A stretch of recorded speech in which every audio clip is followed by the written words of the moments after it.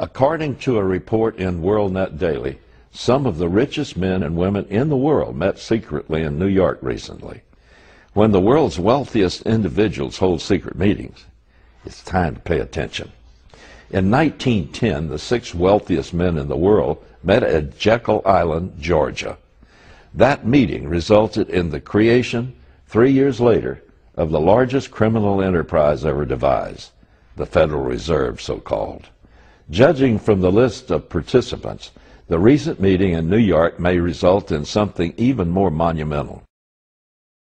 The London Times identified them as Bill Gates, David Rockefeller, Ted Turner, Oprah Winfrey, Warren Buffett, George Soros, and New York Mayor Michael Bloomberg. Based on the Forbes magazine list of billionaires, the room had a net worth of about $120 billion. With all the bailout figures we've heard recently, that doesn't sound like that much. Believe me, it is. $120 billion is about equal to the annual budget for all of New York State, from New York City to Buffalo and everything in between.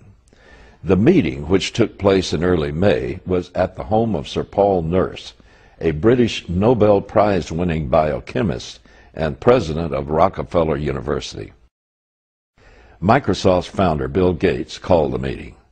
The London Times reported the informal afternoon session was so discreet that some of the billionaire's aides were told they were at security briefings. Discreet is the British way of saying secret. I do not believe that it is coincidental that this meeting came only a couple of weeks after another super-secret and more powerful group met in the secrecy in Greece, the Bilderberg group. They have advocated a one-world government for at least a century. They also see themselves as the elite saviors of mankind. According to the Times, the billionaires were each given 15 minutes to present their favorite cause.